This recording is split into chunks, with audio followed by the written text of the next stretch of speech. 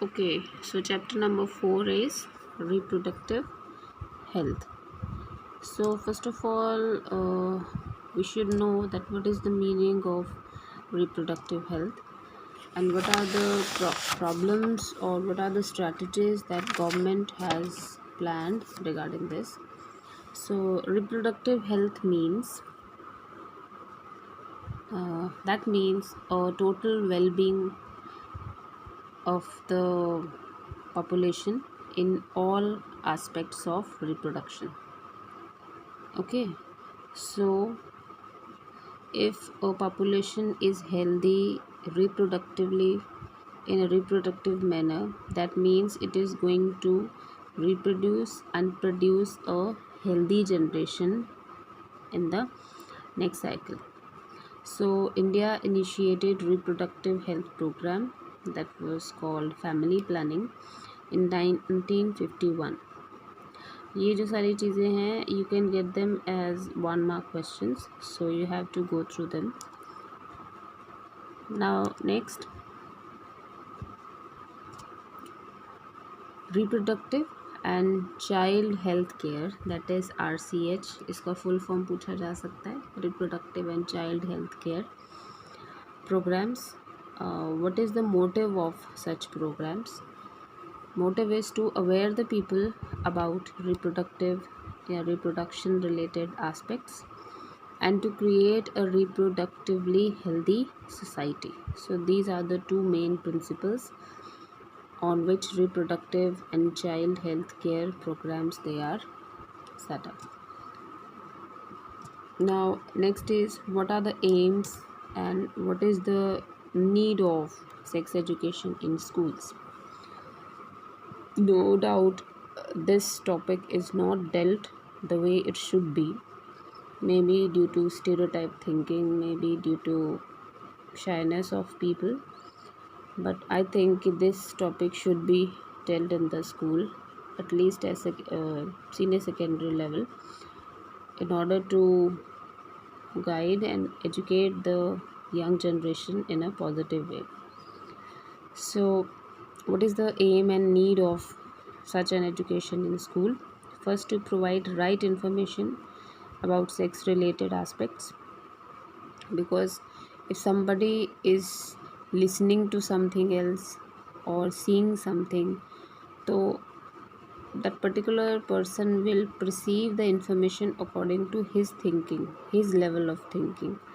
ठीक है, तो किसी भी चीज़ को सही ढंग से बताना, this is the main duty of the elders. ठीक है, how they convey the message or convey the information to the youngest. Fine. Next, to avoid sex related myths and misconceptions, because there are a lot many myths and misconceptions और जो ऐसे ही pass on होती रहती है from one person to another सुन के, but many of them they are not correct. Next, proper information about reproductive organs, adolescence and related changes, safe and hygienic sexual practices, to have knowledge about sexually transmitted diseases, that is STDs, यहाँ SP लगाएंगे. Very common example is AIDS. So these are some of the main aims. Question आ जाए, why, what is the need of such an education in the school or at the school level? So these will be your points as an answer. Okay, so next, now as you can see in this picture, क्या दिख रहा है? बहुत सारी population. So topic is population explosion and birth control. So what is the reason of population explosion? So कुछ comparisons हैं recent data के जब से बुक बनी है. In 1900 the world population was about 2 billion, that is 2000 million, and by 2000 it has rocketed to about 6 billion. ठीक है, so now you can well imagine how exclusively population is increasing and finally it will explode.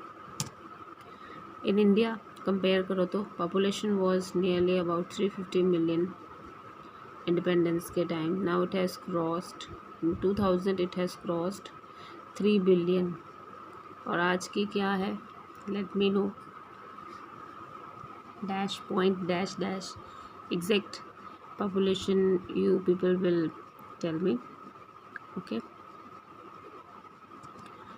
so according to 2001 census, population growth rate was still around 1.7%, and a rate at which our population could double in 33 years.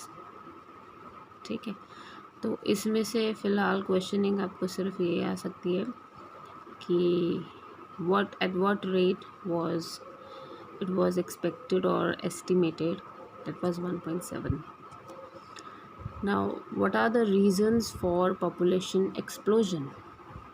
What are the reasons?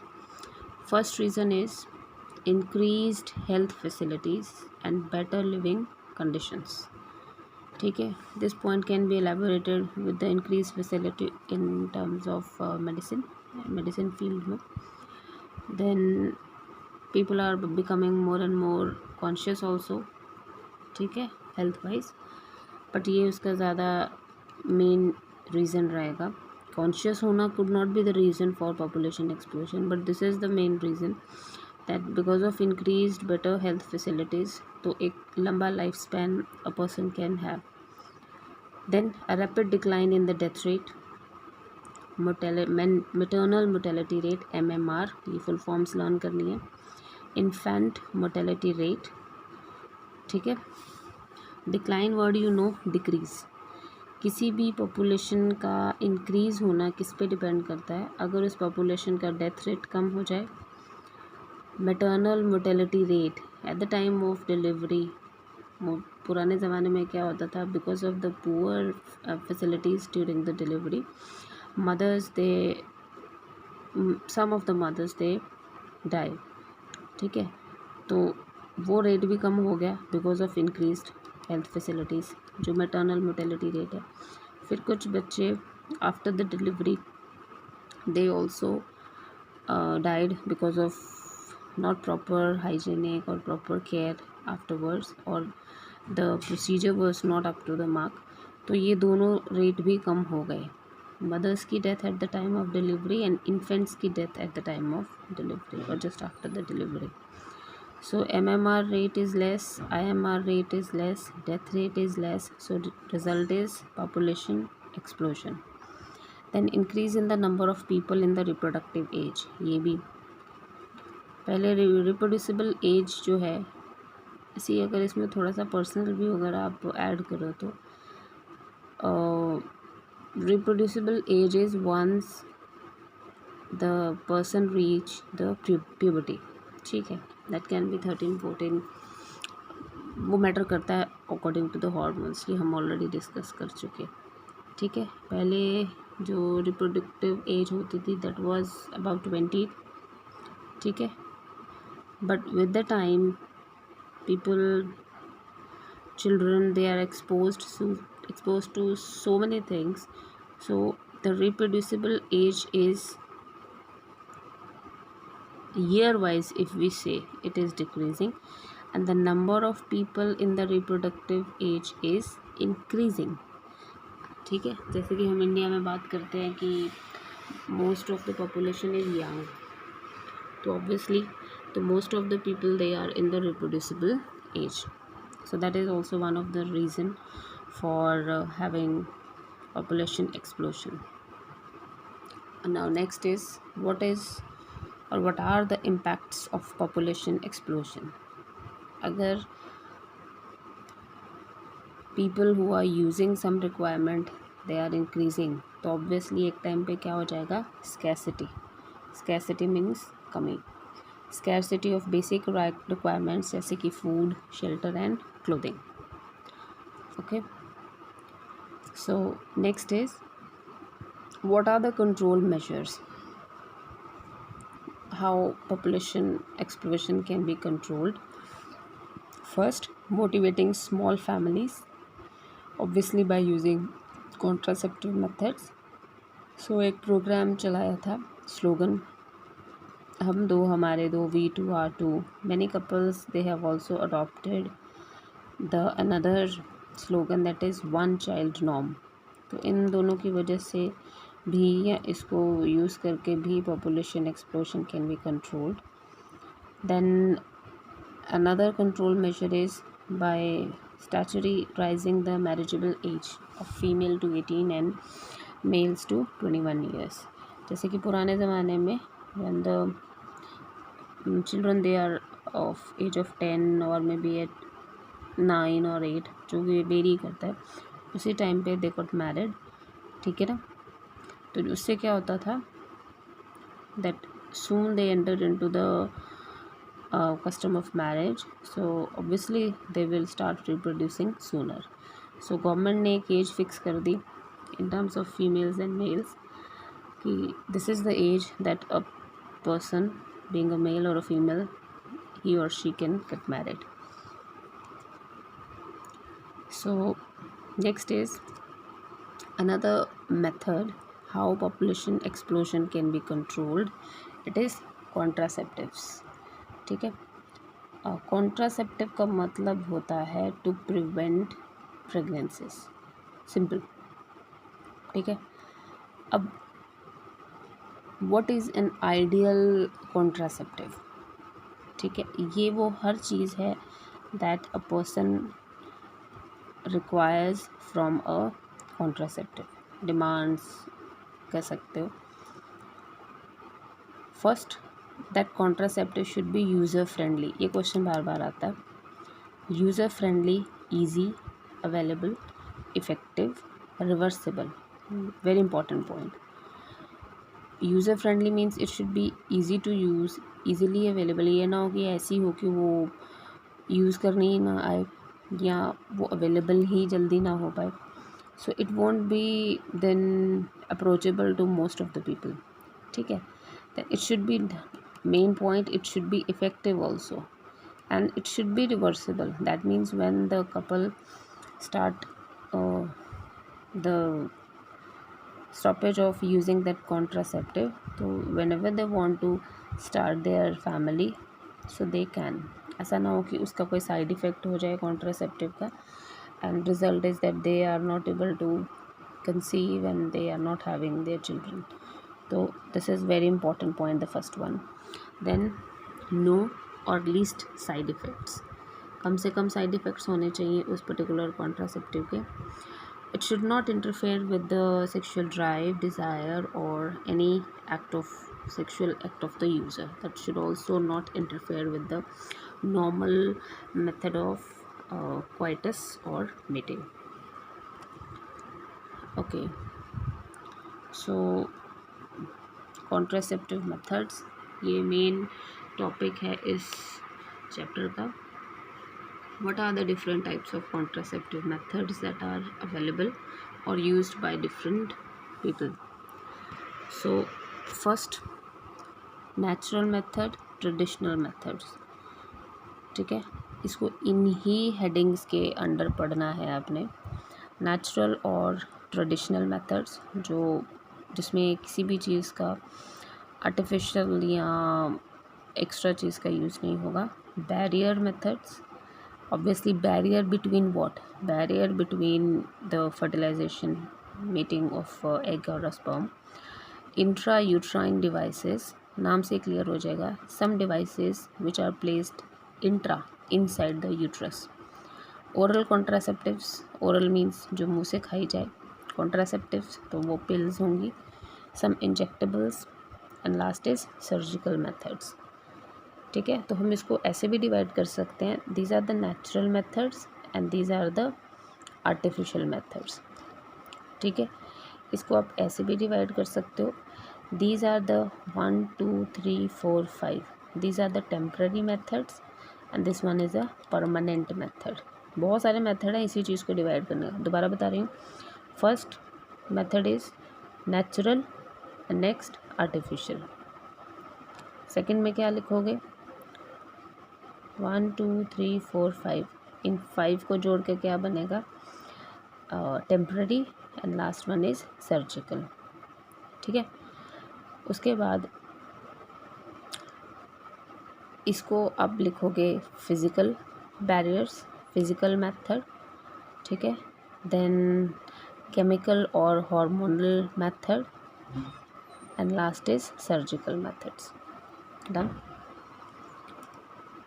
Okay, so one by one इसको अगर करें तो first is natural और traditional methods. See, in this method we are just avoiding or we are just interrupting the chances of an ovum and the sperm from meeting, ठीक है। हर वो method जिससे कि स्पर्म और ओवम उसकी meeting और उसका फर्टिलाइजेशन प्रिवेंट किया जा सके बिना किसी एक्स्ट्रा चीज़ या आर्टिफिशियल चीज़ की यूसेज से, so that will come under this natural और traditional method. So first one is periodic abstinence. इसको समझो, ये इम्पोर्टेंट पॉइंट है। देखो, एब्सटिनेंस का मतलब होता है avoiding mating between a male and a female, ठीक है। Periodic here means that particular period when the female is in the most fertile phase। अगर menstrual cycle आपको याद हो तो, ठीक है, we have done कि 14th day ovulation होता है, fine। so I'm just drawing it a little bit। जैसे कि ये देखो, ये है डे 1 से लेके डे 14, फिर ये 28 and 29 what ever it is. अब जस्ट वेट, ओके, तो डे 1 से लेके डे 14 तक, 14th को तो होनी है ओवुलेशन, फाइन। 14th को ओवुलेशन होता है। अब वी नो कि ovulation of every female is not on 14th day. मैंने बताया था कि हार्मोन की वजह से वो कई बार 14 से पहले भी हो जाता है और कई बार 14 के बाद भी हो सकता है, but generally it is on 14th day. तो इससे पहले अगर मेटिंग होती है फीमेल में और मेल के साथ, ये तो पहला फेज़ है मेंस्ट्रुएशन, ठीक है, when she is under a phase of bleeding you can say, तो उसमें तो अवॉइड ही हो जाएगी मीटिंग, ठीक है, इट शुड बी अवॉइडेड। उसके बाद ये जो पीरियड है, once it is stopped until there is release of egg, so this is a safe period. अगर इस दौरान मीटिंग होती भी है मेल और फीमेल की, तो that will not end up into pregnancy. Why? क्योंकि अभी तक जो ओवम है वो रिलीज़ ही नहीं हुआ, ठीक है। 14th के बाद का जो पीरियड है that is the most fertile phase, ठीक है। अगर इस दौरान मीटिंग होती है या 14th पे होती है या 14th के बाद होती है, तो इट्स अ फर्टाइल फेज़, ठीक है। तो नेचुरली ये क्या बोला है कि 14th की बजाय अगर हम यहाँ से ले लें डे 10 और यहाँ तक ले लें डे 17, क्योंकि 17 के बाद कॉर्पस ल्यूटियम डिजनरेट होना भी शुरू हो सकता है। 10 और 17 के बीच का जो पीरियड है, इसको हम क्या कंसिडर कर लेते हैं, मोस्ट फर्टाइल फेज़। दोबारा सुनो, 14 को ओवुलेशन होनी है no doubt, but just to be precautionary, उससे 4 दिन पहले और उसके 3-4 दिन बाद तक का फेज़, इस फेज़ में अगर मेल और फीमेल में there is a meeting, so there are high chances that there will be a pregnancy, ठीक है। तो अगर couple is trying for the baby, तो उनको इस पीरियड में ट्राई करना चाहिए। But if it is in terms of contraceptive method की तरफ यूज़ करना है, तब ये पॉइंट है कि अगर वो कपल फीमेल के इस मेंस्ट्रुअल साइकिल के 10 to 17th डे में अवॉइड करे mating, periodic here relates to 10 to 17th day of menstrual cycle. Abstinence means avoiding coitus. Coitus means mating. ये फर्स्ट पॉइंट समझ आ गया। सो जो 10 to 17th most fertile period है, उस दौरान अगर husband and wife they are preventing the meeting, तो naturally that will be a type of contraceptive method because they are not going to have conception. Clear? Now point 2, withdrawal or coitus interrupts. See, main हम क्या कर रहे हैं कि ovum और sperm की meeting ना हो, ठीक है। इन दिस मेथड, चूँकि इतना ज़्यादा रिलायबल भी नहीं कह सकते हम, ठीक है। Withdraw means removal. During the process of insemination और meeting, if the male genitalia, that is penis, it is withdrawn from the female external genitalia, that is vagina, before ejaculation or before insemination, ठीक है, clear. तो इस second point में क्या है, that the mating is interrupted, okay. So it's a natural procedure of meeting, but the only difference is कि यहाँ पर जो सीमन है that is not released inside the body of the female, fine. तो semen में ही तो sperm है, so naturally that will act as a natural or a traditional contraceptive method. Next is lactational amenorrhoea, very important, क्योंकि ये question भी इन तीनों में से सबसे ज़्यादा यही वाला पूछा जाता है, एंड सेकेंड नंबर पे ये, ओके। इसको दो वर्ड्स में डिवाइड कर देते हैं। One is amenorrhoea. Amenorrhoea word का मतलब होता है एब्सेंस ऑफ मेंस्ट्रुअल पीरियड, ठीक है, when there is no menstruation experienced by the female, उसे एमेनोरिया बोलते हैं। अब lactational, it is something related to milk, ठीक है। तो लैक्टेशनल एमेनोरिया कौन एक्सपीरियंस करती है lady, the one who has just delivered a child, parturition के बाद वाले पीरियड में। अब what does this mean, it is the prevention of conception by breast feeding the child, ovulation and cycle do not occur during the period of lactation, so it has no side effects, and this is effective up to 6 months following parturition, and chances of failure are also high.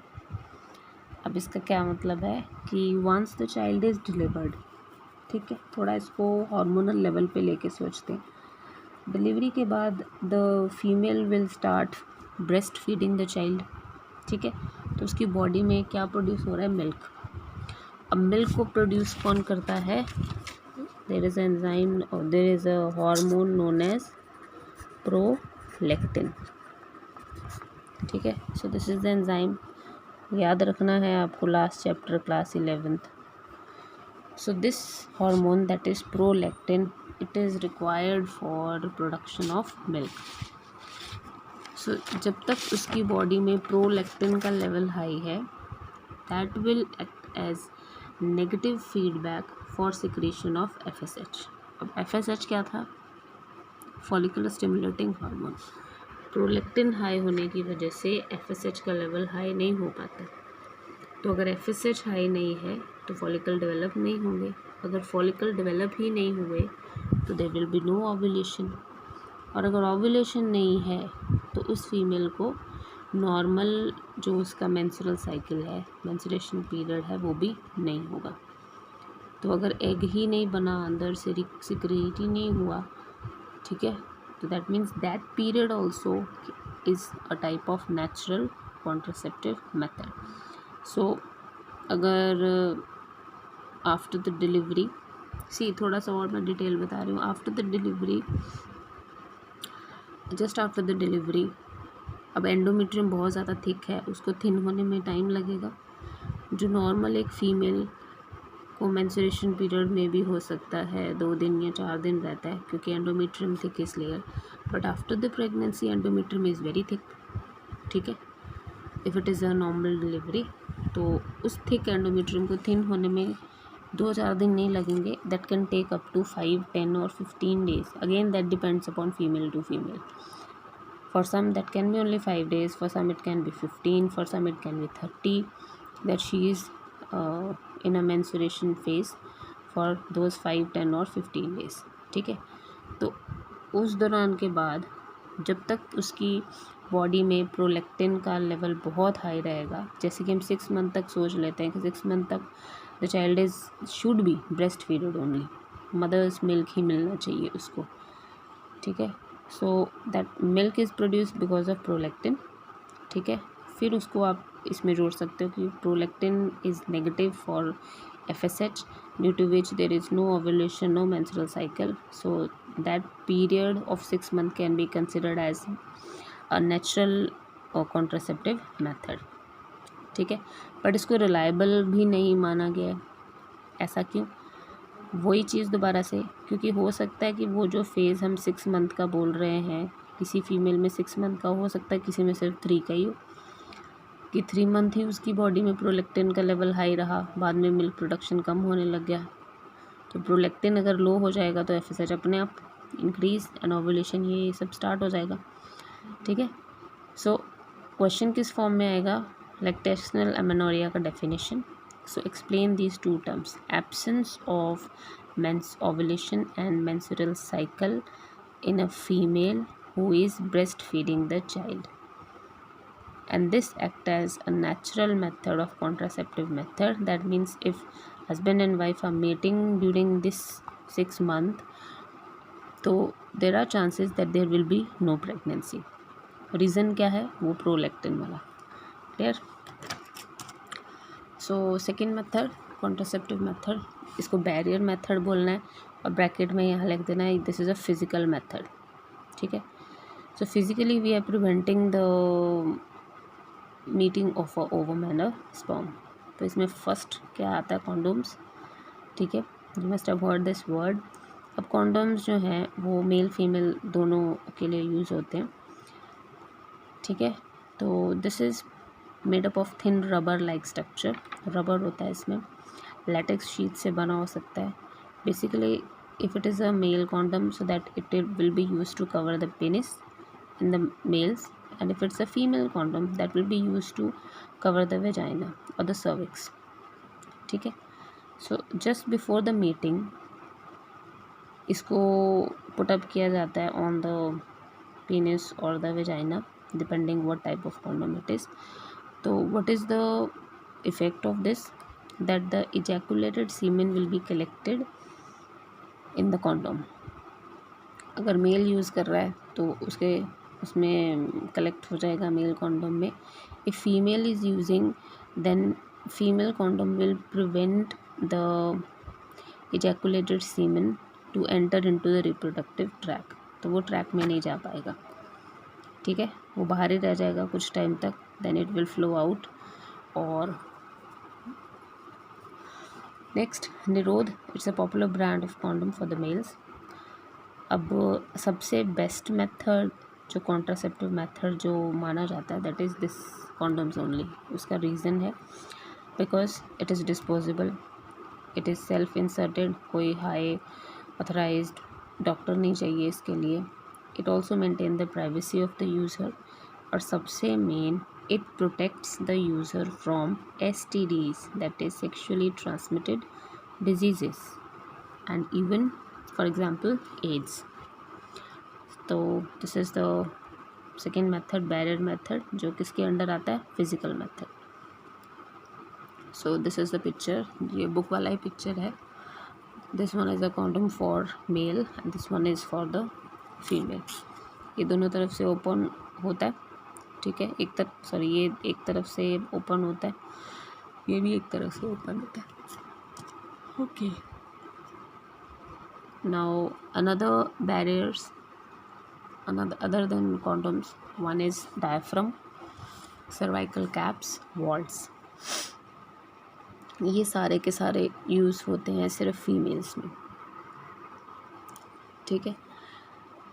Diaphragms या cervical caps, these are the cup like structures which are used for covering the cervix portion of the uterus. So they are made up of rubber, they are inserted into the female reproductive tract to cover the cervix during the coitus. So what is the function of these? This will block the entry of sperm through the cervix and they are also reusable. इसके अलावा कुछ spermicidal creams यहाँ spermicidal का मतलब क्या है, that will kill the sperms. कुछ creams, कुछ jellies, they are used along with other barrier method. This is just to increase the contraceptive efficiencies. ठीक है. Okay, next, IUDs, intrauterine devices. ये फिज़िकल दूसरे बैरियर मेथड से different कैसे है, because use of these devices require a proper authorise doctor और expertised nurse. ठीक है. So intrauterine devices, these are inserted by doctors और expert nurses in the uterus through vagina. तो इसको हम डिवाइड कर देते हैं 3 टाइप्स में, these IUDs. First, non medicated IUDs. For example Lippes loop. ठीक है, ये इसका डायग्राम बना रखा है नीचे, ऊपर तो उसमें ये लगा दिया. This is the Lippes loop. ये बुक में भी है diagram. Second, copper releasing IUDs. सो ऐसे डिवाइसेस जिसमें से कॉपर जो आयन है वो रिलीज़ होगा. इसका एग्जाम्पल क्या है, copper T, copper 7, multiload 375. Example ज़रूर लर्न कर लेनी है. So why it is known as copper T, because shape is T and it is made up of copper. Next, hormone releasing IUDs. ऐसी IUDs जिसमें से hormones release होते हैं. ये पहली कौन थी, कोई भी नॉन मेडिकेटेड, उसमें कुछ भी कॉपर या हार्मोन जैसी चीज़ नहीं यूज़ हो रही है, वो सिर्फ एक ब्लॉकिंग जैसा लग रहा है. Last is hormone releasing IUDs. इसकी एग्जाम्पल है प्रोजेस्ट्रेट, LNG-20. Learn these examples. अब how these 3 they function. IUDs, they will increase the phagocytosis of sperm. Phagocytosis का मतलब क्या होता है, killing something by eating it. ठीक है. So these IUDs increase the phagocytosis of sperm within the uterus. और copper T और copper 7 Multiload के केस में जो कॉपर आयंस हैं वो रिलीज़ होते रहेंगे इसमें से. And these copper ions they act on the tail portion of the sperm. तो जिससे कि the sperm motility is decreased. अगर टेल ही नहीं बचेगी स्पर्म की तो it won't be able to move and reach up to the fallopian tube. So that will obviously interfere with the fertilising capacity of the sperms. ठीक है. तो non medicated क्या करता है, फैगोसाइटोसिस करता है स्पर्म्स की. जो कॉपर टी है वो कॉपर आयंस मोटिलिटी के ऊपर एक्ट करते हैं. और जो हार्मोन रिलीजिंग IUDs होती हैं वो एक्चुअली यूट्रस पे काम करती हैं. वो यूट्रस को हॉस्टाइल बना देती हैं. That means unfit for implantation. Clear. तो just see the level. This will prevent, ये स्पर्म को ही ख़त्म कर देंगी. ये स्पर्म को ख़त्म नहीं करेंगी, उसकी टेल को ख़त्म करेंगी. तो दोनों ने क्या प्रिवेंट किया, फर्टिलाइजेशन. ये फर्टिलाइजेशन पे कुछ एक्ट नहीं करेगा, ये सिर्फ यूट्रस को अनफिट बना देगा for implantation. Clear. So hormone releasing IUDs they make the uterus unsuitable. जो बुक में वर्ड यूज़ होता है that is hostile for, and cervix hostile to the sperms and unfit for implantation. IUDs are ideal contraceptives for the female who want to delay the pregnancy or for spacing the children. ठीक है. spacing means siblings के बीच में अगर they need a gap. okay. जो next contraceptive method है that is oral contraceptives. oral administration of progestrogens or progestrogen estrogen combination in the form of tablet or pills. See, orally या injections के through कोई भी contraceptive अगर दिया जाता है that is only and only hormone. और कौन से 2 हार्मोन हैं which are actually required in the menstrual cycle, main 2 hormone that is progesterone and oestrogen. ठीक है. अब इन दोनों के कम्बिनेशन या तो सिर्फ प्रोजेस्ट्रोजन्स होंगे या प्रोजेस्ट्रोजन और एस्ट्रोजन का कम्बिनेशन होगा तो उसको जोड़ के पिल बनाई जाएगी. This pill will be taken by the female for 21 days continuously, ठीक है, starting with in the first 5 days of menstrual cycle. इसको सपोज डे 1 है, मेंस्ट्रुअल साइकिल स्टार्ट हो गया, तो वो उसी दिन से लेना स्टार्ट कर देगी, 21 डेज तक लेगी। उसके बाद for next 7 days she will not take, क्योंकि इन 7 days में क्या होगा, उसका मेंस्ट्रुएशन होगा। क्लियर? दोबारा, जो फर्स्ट 21 डेज हैं starting with the first 5 days of menstrual cycle, gap क्यों दिया जाता है कि 21 डेज़ के बाद वो 7 जितने दिन, अब इसको इस तरीके से समझो, उसकी बॉडी में रेगुलर सप्लाई किसका जाएगा, by taking pills, that will be hormones, progestogen और estrogen. Progesterone, I told you this is a pregnancy hormone. अगर प्रोजेस्ट्रॉन का लेवल, उसको हम डेली प्रोजेस्ट्रॉन उसको दे रहे हैं, एस्ट्रोजन दे रहे हैं, तो उसका इफेक्ट किस पे होगा, एंडोमेट्रियम पे, तो उसकी एंडोमेट्रियम थिक होती जाएगी बिकॉज ऑफ हार्मोन जो पिल्स की फॉर्म में आ रहा है, ठीक है।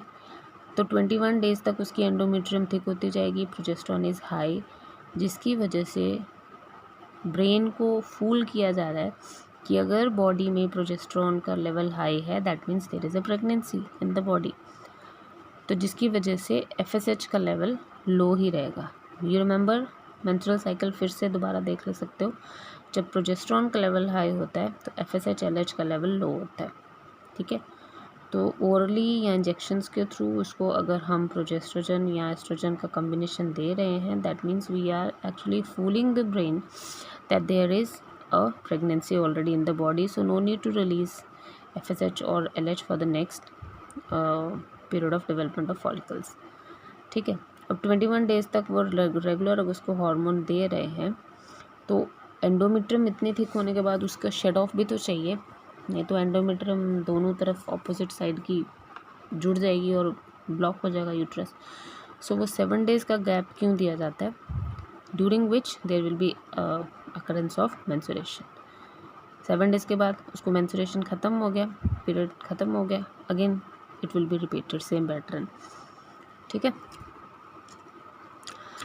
देन अब ये कॉन्ट्रासेप्टिव पिल्स क्या क्या प्रिवेंट करती है, this will inhibit ovulation, this point is important, how contraceptive is oral contraceptive is functional, this will inhibit ovulation, क्यों, क्योंकि प्रोजेस्ट्रॉन का हम उसको दे रहे हैं तो FSH नहीं होगा, तो ओव्यूलेशन नहीं होगी। This will prevent implantation as well as alter the quality of cervical mucus that will prevent the entry of sperm. तो मतलब इन 3 चीज़ों पे एक्ट करता है ये कॉन्ट्रासेप्टिव, ओव्यूलेशन नहीं करने देगा, इम्प्लांटेशन नहीं होने देगा कि बाई चांस ऊपर नीचे हो गया हार्मोन का level and there is ovulation, suppose fertilisation भी हो गई सपोज किसी वजह से, तो इम्प्लांटेशन भी नहीं हो सकती इन कम्बिनेशंस की वजह से।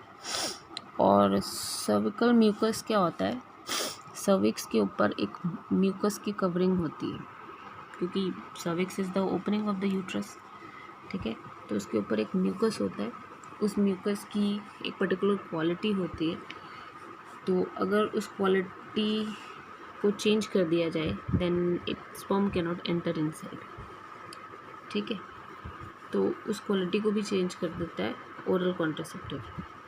Pills are very effective and they have least side effects. So इसकी एक एग्जांपल है that is this one Saheli, it's a oral contraceptive for the females. ये नॉन स्टेरॉयडल प्रिपरेशन है और ये पिछले वालों से बेटर क्यों है, because this is taken once in a week, ठीक है, उसमें वो 21 डेज़ के लिए लेना पड़ता था, but this Saheli is taken just once in a week.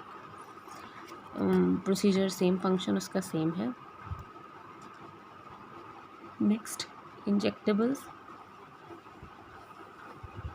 Again progestogen alone or in combination with estrogen. They are used by the females as injections or implants under the skin, ठीक है, injection के form में hormone अंदर चला जाए या skin के नीचे उसे इम्प्लांट कर दिया जाए, तो दोनों ही मेथड से प्रोजेस्ट्रॉन जब ब्लड में चला जाएगा that will do the same thing जो अभी हमने पढ़ा। The mode of action is similar to the pills and the effective period are much longer, ठीक है। Administration of progestogen or progestogen estrogen combination of IUDs within 72 hours of coitus is very effective as emergency contraceptives as they avoid possible pregnancy due to some rape cases or casual unprotected intercourse. अब ये क्या है, अभी तक जो हमने पढ़ा है that is before the meeting, ठीक है।